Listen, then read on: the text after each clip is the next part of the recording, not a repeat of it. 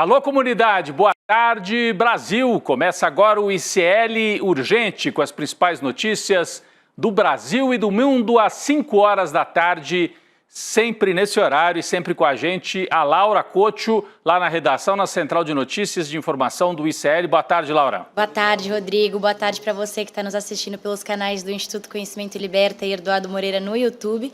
E muito boa tarde para você que está nos ouvindo pela Web Rádio São João, em Quixadá, pela Rádio Cultural FM no Rio Grande do Sul. Vamos lá, Rodrigo. É isso aí, do Ceará ao Rio Grande do Sul. Boa tarde para você que mora nesse país em que a maioria do povo apoia, sim, retaliações comerciais contra os Estados Unidos, depois do tarifaço de Donald Trump.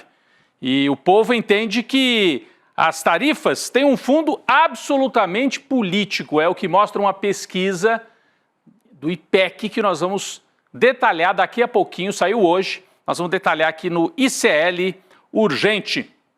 Falando em geopolítica, né, em rearranjos aí, comerciais também. A China se disse pronta para trabalhar com o Brasil e estabelecer um acordo de autossuficiência entre os principais países do sul global. Essa frase foi dita por Xi Jinping, que aparece aqui na foto ao lado de Lula, mas esta frase foi dita por telefone, um longo telefonema, uma conversa entre os dois líderes do Brasil e da China. Esta conversa aconteceu no contexto dos tarifaços que foram impostos ao Brasil e também à China. Tanto o Brasil quanto a China, fundadores dos BRICS, foram sobretaxados pela Casa Branca. Então, esta conversa importantíssima, não existe lugar vazio na política e nem na geopolítica. Se os Estados Unidos se retiram da relação comercial com o Brasil, alguém ocupa esse espaço. Mas quem vai trazer mais detalhes sobre essa conversa e essas articulações do Brasil é a Laura Couto. Laura. A conversa entre Lula e Xi Jinping também passou por temas políticos, citando a defesa da soberania brasileira e com críticas à lei Magnitsky aplicada por Trump contra o ministro do Supremo Alexandre de Moraes. O líder chinês disse que apoia o povo brasileiro e também apoia o governo na defesa dos seus interesses e direitos legítimos. O Xi Jinping convocou todos os países a se unirem na luta contra o unilateralismo e contra o protecionismo, Rodrigo. Ou seja, as ações do Trump estão reforçando os laços do Brasil com um parceiro comercial, a China, que já há pelo menos 2 ou 3 décadas, desde a chegada, primeiro governo do Lula, se aprofundou muito, se aprofundaram os laços entre Brasil e China, que vem desde muito antes. João Goulart, o primeiro presidente brasileiro a visitar a China, pouco antes de se tornar presidente, na verdade ele esteve lá como vice ainda, e depois o Brasil foi aprofundando cada vez mais esta relação. Mas, gente, não é só a China, hein? Não é só a China que demonstrou solidariedade e apoio ao Brasil em meio a essa crise do tarifaço. Hoje, a Embaixada da França no Brasil aproveitou para mandar uma indireta bem-humorada aos Estados Unidos, usando o Instagram. Agora virou moda. As embaixadas usam as contas nas redes sociais para mandar recado, para fazer política externa. No vídeo que foi postado pela Embaixada da França, há uma série de imagens demonstrando a possibilidade de acordos bilaterais entre Brasil e França, além de um abraço fraternal entre Macron e Lula. Vamos assistir ao vídeo que está rolando muito por aí. Vamos lá.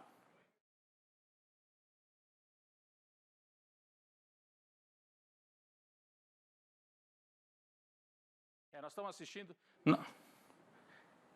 nós estamos assistindo sem áudio, porque tem uma música ali de fundo que pode ser que tenha direitos e tal, isso é sempre uma complicação aqui nas nossas transmissões. Mas, Laura Couto, eles usaram uma música que infelizmente a gente não pôde mostrar, mas que é uma trend, como se diz, é uma trend famosa na internet. Então são os franceses usando música brasileira, usando trend brasileira para mandar recado para os Estados Unidos. Curioso, os novos tempos da diplomacia. Rodrigo, para quem não sabe o que é trend é aquele conteúdo que viraliza na internet. Então essa trend aí que a gente mostrou sem áudio por conta da música, ficou famosa na internet ao som da música Amor Traumatizado, da cantora paranaense Carol Biazin. O verso mais famoso da música é, abre aspas, pena que não é meu caso, que ilustra a clara ironia aí na mensagem.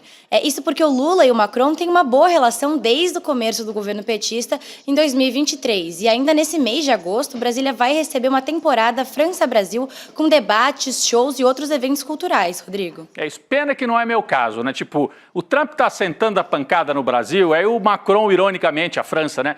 Pena que não é o meu caso. A França tem proximidade com o Brasil faz vários gestos em relação à França. Recentemente o presidente Lula esteve em Paris, a Torre Eiffel recebeu as luzes nas cores verde e amarela, então há uma proximidade. E olha a diferença, né? A embaixada dos Estados Unidos usa as redes sociais para sentar o porrete, para fazer ameaça, né? Para ameaçar.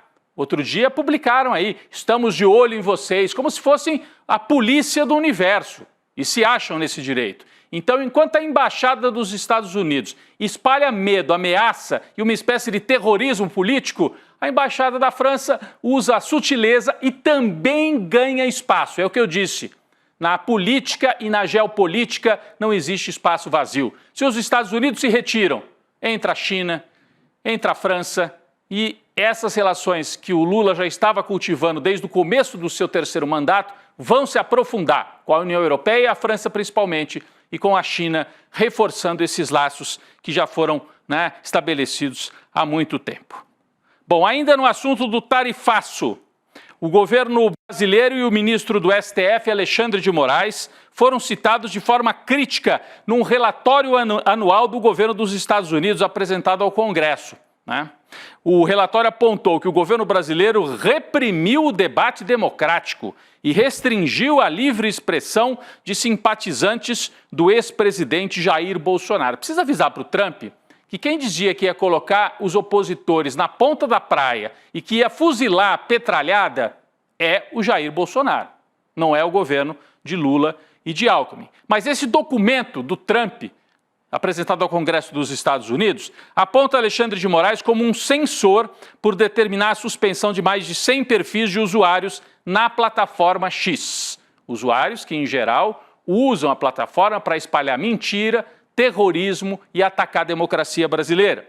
Laura, em outros anos, o governo brasileiro vinha sendo criticado, mas nunca de forma tão contundente, não é isso? Exatamente, Rodrigo. Em outras edições desse mesmo relatório, o Brasil já foi chamado de uma democracia imperfeita. Só que nessas ocasiões, as críticas não eram dirigidas às instituições brasileiras, mas sim na aplicação das leis. E no último relatório de 2023, por exemplo, o Brasil foi citado como tendo um judiciário efetivo e um sistema político democrático e funcional para a garantia de direito de expressão, incluindo a mídia, Rodrigo. É isso, é que esse relatório anterior aí que elogiou era de 2023. Quem estava no poder era o Biden, que tinha uma boa relação com o Brasil e que entendia que tinha que valorizar justamente o Brasil, que foi um país que soube investigar com direito à defesa, mas que está punindo os golpistas, ao contrário do que fizeram lá nos Estados Unidos. Eles tiveram o episódio da invasão do Capitólio, não puniram ninguém. Aqui no Brasil foi diferente. Com a Constituição na mão, o STF está punindo os golpistas e vai chegar em breve ao chefe maior dos golpistas, Jair Bolsonaro, que está aí, né? Dizendo que está com problema de saúde. Daqui a pouco nós vamos falar sobre isso. Agora ele está com soluço. Está com soluço de novo. Vai ficar com mais soluço daqui a pouco, Jair.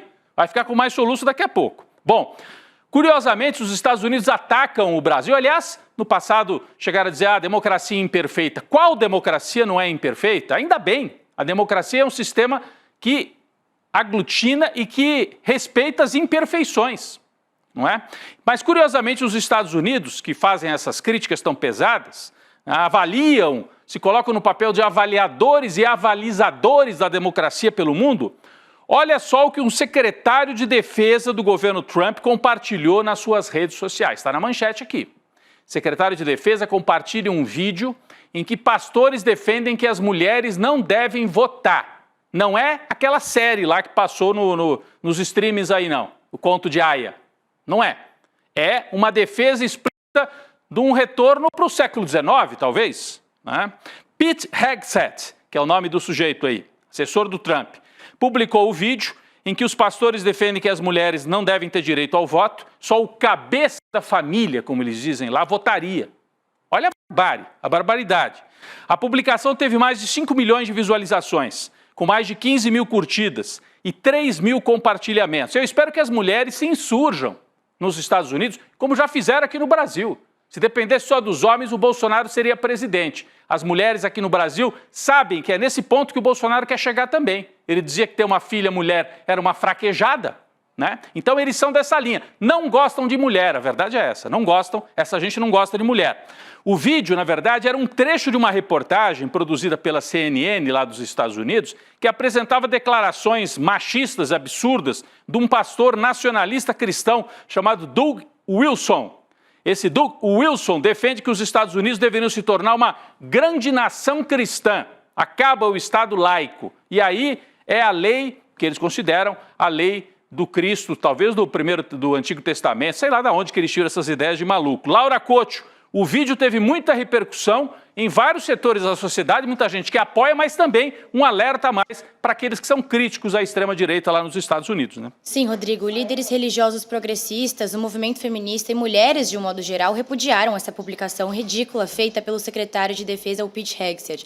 Vale lembrar aqui, gente, que o voto feminino ele é garantido na Constituição dos Estados Unidos desde 1920, com a aprovação da 19ª Emenda Constitucional. Só que só em 1964 as mulheres negras puderam votar pela primeira vez com a Lei dos Direitos Civis, Rodrigo. Então é uma tentativa dos conservadores de regredir para antes, né, da grande batalha pelos direitos civis que veio nos Estados Unidos ali nos anos 1960. Não é qualquer coisa, gente. É como se fosse um ministro. A gente chama de secretário, as pessoas ficam achando que é um assessor de segundo escalão. Não, é primeiro escalão esse cara que falou isso aí, que publicou o vídeo, que deu a sua chancela a essa ideia. Então mostra a direção em que está indo Donald Trump. Ele mesmo já defendeu, né, que os Estados Unidos deveriam seguir na linha de um nacionalismo cristão, né?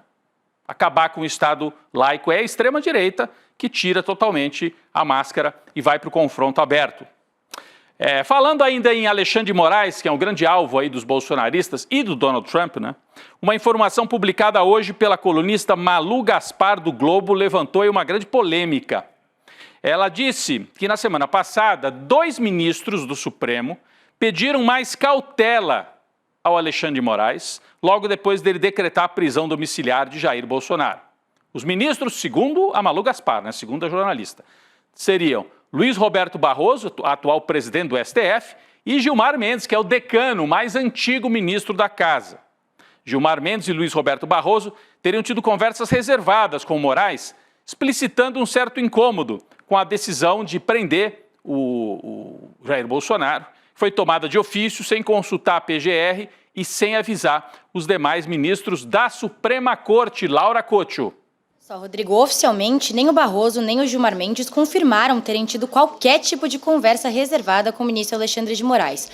A assessoria do presidente do STF informou que ele conversa internamente com todos os colegas, sempre de maneira franca e amistosa, mas não citou qualquer contato específico com Alexandre de Moraes. Já a equipe do Gilmar Mendes foi enfática em dizer que jamais disse nada a Moraes sobre a prisão domiciliar de Jair Bolsonaro. Externamente, na sessão que marcou o retorno das atividades do Judiciário, em 1º de agosto, tanto Mendes quanto Barroso deram declarações favoráveis a Alexandre de Moraes, mostrando o apoio institucional do STF a ele, né, Rodrigo? Então é isso. Pelo que a gente apura aí, pelo que apurou a colega do jornal O Globo, há um discurso, até certo ponto, um discurso duplo.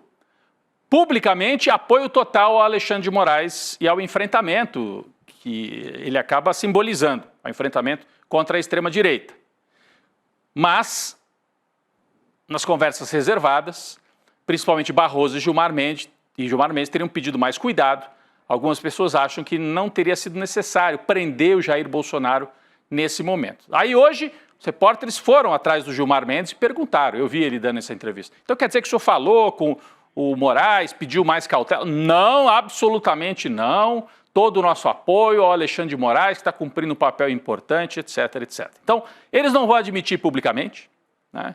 E acho que nem é interessante que façam, porque senão enfraquecem publicamente Alexandre de Moraes, que precisa de muito apoio.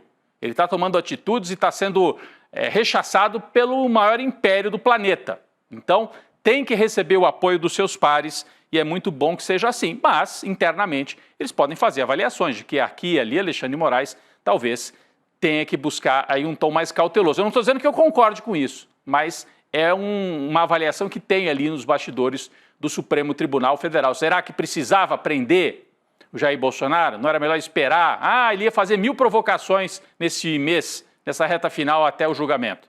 Ele já fez tantas. Já subiu no carro de som na Avenida Paulista e disse que não respeitaria mais o ministro. O filho dele já disse que fecharia o Supremo com um cabo e um soldado. E foram frases que não deram em nada, né? Então está na reta final. Mais um pouquinho e o Jair Bolsonaro vai ter motivos para se preocupar ainda mais. Bom, vamos voltar ao tarifaço. Vocês reparam que a gente vai para um assunto e volta para o outro, porque eles estão completamente ligados, né? Então é a família Bolsonaro tentando salvar o pescoço do chefão da extrema-direita, usando para isso o tarifaço. Então a gente vai para um assunto e volta, eles estão imbricados, estão ligados completamente, né? Uma pesquisa Ipsos-IPEC, divulgada hoje, mostra que 49% dos brasileiros defendem sim que o Brasil deve responder ao tarifaço imposto pelo governo de Donald Trump. 43% são contrários de alguma forma, totalmente contrários ou parcialmente contrários a esta resposta. A gente tem os números aqui na tela para você ter uma ideia do que acham os brasileiros em relação a esse tema. Então a pergunta é: você é a favor que o Brasil responda? Concordo totalmente, 33%, ou concordo em parte, 16%. Somando os dois dá 49%. Por isso que a gente tem aí esse número de que 49% concordam totalmente ou em parte com uma resposta comercial do Brasil, com uma retaliação, que seria, né, a esse tarifaço. O governo brasileiro tem estado cauteloso. Não tem, o Lula no começo falava, vamos para a lei da reciprocidade, mas até agora nada, né? E talvez esses números aqui expliquem isso. 49% querem algum tipo de retaliação, mas 43% discordam. 30% discordam totalmente, esse é o bolsonarismo raiz, aqueles 30% que devem sair com a bandeirinha do Trump, né? Discordam totalmente de resposta do Brasil e 13% discordam em parte. Então, é ainda uma divisão. O país é relativamente dividido, com uma maioria a favor da retaliação, sim. Se o Lula precisar chegar a esse ponto, ele tem uma maioria, mas não é uma maioria tão estrondosa que dê tranquilidade para tomar essas medidas. Agora, o que favorece o Lula? Vamos para a segunda tela aqui. Quando se pergunta o que motivou esse ataque do Trump ao Brasil? E aí você tem a resposta. O que motiva o tarifaço de Trump? Para 75% é uma questão política. Então, mesmo quem é bolsonarista sabe que é uma questão política. Sabe, está explícito. 12% dizem, não, é uma questão comercial. Aí caem na conversa do Trump, de que os Estados Unidos, coitados, precisam colocar tarifa, senão o Brasil invade os Estados Unidos com produtos. E, na verdade, o Brasil é deficitário, eles que mandam mais produtos para cá. Mas aqui sim, 75% entendem que é uma questão política e a gente separou mais um trecho aqui, se o Brasil deveria buscar novas parcerias em função desses ataques dos Estados Unidos. E olha, o Brasil deveria buscar novos parceiros como a China e a União Europeia. A gente abriu o programa falando disso, né? Macron na França, Xi Jinping ligando para o Lula. Então, o Brasil deveria buscar, sim, deveria buscar novas parcerias comerciais. Eu acho que esses números, aqui estão os números, né? Concorda totalmente ou concorda em parte que o Brasil deveria buscar. Aí é uma amplíssima maioria de se buscar, sim, novas parcerias, principalmente em relação à China e em relação à União Europeia. Vamos voltar aqui ao Bolsonaro. Eu estava falando tanto que o Bolsonaro está reclamando. Ai, minha barriguinha está doendo. Agora há pouco, o ministro Alexandre de Moraes atendeu a um pedido da defesa do ex-presidente. Liberou que ele deixe a prisão domiciliar para realizar exames médicos nesse sábado agora, mas com uma condição. Ele tem que enviar o atestado. Se vai faltar no serviço, e nesse caso faltar na cadeia, o serviço dele hoje é ficar preso quietinho em casa. Ele tem que mandar o atestado. Bolsonaro tem sofrido, segundo os médicos dele, com refluxo e soluços intensos. Segundo a defesa, os exames deverão durar entre às 6 da manhã e às 8 da manhã deste sábado, incluindo exame de sangue, exame de urina, endoscopia, tomografias e ultrassons. A depender dos resultados, Bolsonaro terá que fazer ainda mais exames, vai ser a chance dele colocar o pé na rua no sábado, né? Vai ser a chance dele colocar o pé na rua no sábado. Pessoal, os advogados André Luiz Moreira e Ivan de Salvador Pessim protocolaram no TSE um pedido de cassação do registro do Partido Liberal do ex-presidente Jair Bolsonaro. O documento usa como base o artigo 28 da Lei dos Partidos Políticos. Olha o que diz aqui, ó. O Tribunal Superior Eleitoral, após trânsito em julgado, determina o cancelamento do registro e do estatuto do partido, contra o qual fique provado estar subordinado à entidade ou governo estrangeiro. A grande ironia, gente, é que uma vez se usou um dispositivo desse tipo para caçar o Partido Comunista lá nos anos 1940, porque se entendia que ele, na verdade, representava os interesses da União Soviética. E agora tem gente pedindo a cassação do PL porque ele representa os interesses de outro país, nesse caso dos Estados Unidos.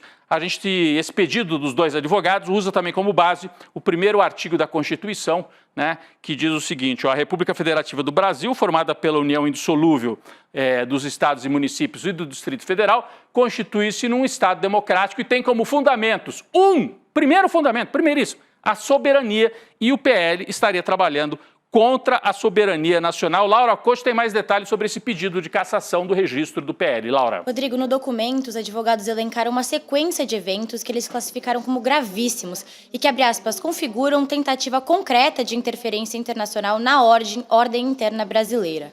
Alguns exemplos desses eventos gravíssimos citados são os pronunciamentos públicos de integrantes do Partido Liberal agradecendo Trump pelas tarifas, além de pronunciamentos do próprio Eduardo Bolsonaro agradecendo pela lei Magnitsky aplicada contra o ministro Alexandre de Moraes. Um outro exemplo é aquela palhaçada que aconteceu no dia 22 de julho, durante o recesso parlamentar, quando representantes do Partido Liberal organizaram uma sessão informal nas dependências da Câmara dos Deputados, intitulada como "O STF não está acima do povo", na qual foram exibidos cartazes com inscrições em inglês, faixas com bandeiras dos Estados Unidos e panfletos com os dizeres, "sanctioned for a reason", ou seja, sancionado por uma razão. É isso, eles defendem os interesses dos Estados Unidos. Primeiro da família Bolsonaro, mas ao fazer isso, assumem a defesa explícita de uma outra nação. Portanto, se eles querem ser o Partido Liberal, podem ser o Partido Liberal lá, sei lá, no Mississippi, né? Quem sabe? Partido Liberal do Mississippi. Vamos ver se eles vão se dar bem lá com a Ku Klux Klan e com outros bichos lá no sul dos Estados Unidos. A deputada bolsonarista Júlia Zanatta, aquela que levou o bebê de 4 meses para usar de escudo humano durante o sequestro da presidência da Câmara, contratou uma nutricionista para ser assessora parlamentar. Com um detalhe, a nutricionista é esposa do advogado da Zanatta. É coincidência, gente? A denúncia do jornalista Vinícius Segala no portal The Intercept Brasil. Então, a gente tem vários detalhes sobre isso. Essa aqui é a nutricionista, que oficialmente é funcionária do gabinete da Júlia Zanatta, e esse é o marido da nutricionista, que também oficialmente é advogado da Zanatta. Será, é uma pergunta, que a Zanatta paga o advogado usando o emprego, a verba de gabinete, entregando para a esposa? Laura Couto tem mais detalhes sobre isso? Rodrigo, a deputada federal Júlia Zanatta nomeou a nutricionista especializada em saúde da mulher Ana Júlia Rodrigues como secretária parlamentar do gabinete dela no dia 30 de abril de 2024. Ela tem uma jornada de 40 horas semanais e recebe uma remuneração bruta de R$ 4.900. Isso significa que, desde o ano passado, a Ana Júlia já recebeu quase R$ 75 mil de dinheiro público. É importante ressaltar aqui, gente, que pelas regras da Câmara não é permitido ocupar o posto de assessor ou secretário parlamentar realizando atividades incompatíveis com o expediente. Só que, apesar disso, a Ana Júlia continua atuando como nutricionista com uma clínica própria em Imbituba, um município que fica a 96 quilômetros de Florianópolis. E só a título de curiosidade, a distância entre Florianópolis e Brasília é mais de 1.470 quilômetros, Rodrigo. Então é uma suspeita forte, e a Zanatta foi das que mais atacou, outras parlamentares de esquerda aí, que também teriam nomeado gente no gabinete. Então, Júlia Zanatta tem que explicar. A nutricionista está lá para receber dinheiro para o marido? Ou a nutricionista, enquanto está lá atendendo os pacientes, trabalha para a Zanatta em Brasília? Como é que é isso? Matéria importante do Intercept Brasil. Falando nas malandragens do Partido Liberal, 4 deputados federais de Minas, todos do PL, direcionaram boa parte das suas emendas parlamentares para financiar clube de futebol do interior do estado. Um desses, adivinha quem é? Nicolas Ferreira. Os valores tornam o caso, no mínimo, curioso e, de novo, eu chamo a Laura para contar detalhes. O Nicolas interessadíssimo no futebol do interior de Minas, né, Laura? Pois é, Rodrigo, os parlamentares que você citou são o Marcelo Álvaro Antônio, a Rosângela Reis, o Nicolas Ferreira e o Lincoln Portela, todos do Partido Liberal. Esses 4 destinaram juntos mais de 3 milhões de reais a clubes de futebol com a justificativa de promover atividades esportivas e sociais. Esse levantamento foi feito pelo jornal O Globo. O maior beneficiado foi o Ideal Futebol Clube de Ipatinga, que recebeu 2 milhões e 500 mil reais dos deputados Álvaro Antônio e Rosângela Reis. Só que o estranho é que esse valor de 2 milhões e 500 mil reais repassados para o time de futebol supera as emendas individuais enviadas para a Prefeitura de Ipatinga entre 2023 e 2025, que somaram 2 milhões e 100 mil reais. Já o deputado Nicolas Ferreira destinou em 2024 400 mil reais ao União Futebol Clube da cidade de Divino. Isso é quase o dobro da emenda única e última emenda parlamentar enviada ao município em 2018, que foi 222 mil reais, Rodrigo. Ou seja, no mínimo estranho. É estranho, a Laura trouxe o resumo aí. É mais dinheiro para o clube de futebol do que para a prefeitura fazer obras públicas e cuidar da população.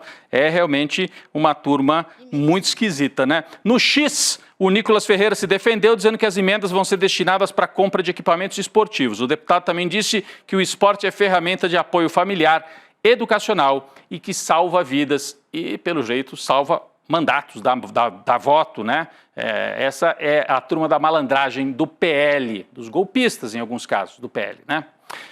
Falando em golpista e malandragem, aqui uma malandragem multibilionária, o dono da rede Ultrafarma. Você já viu esse sujeito por aí, fazendo publicidade da rede dele? O Sidney Oliveira foi preso na manhã de hoje, alvo de uma operação do Ministério Público de São Paulo. Está aqui no telão, você já viu, né? Está aqui, ó. Investigação é o melhor remédio, diz aqui a nossa manchete. A investigação é o melhor remédio contra o Sidney Oliveira, né?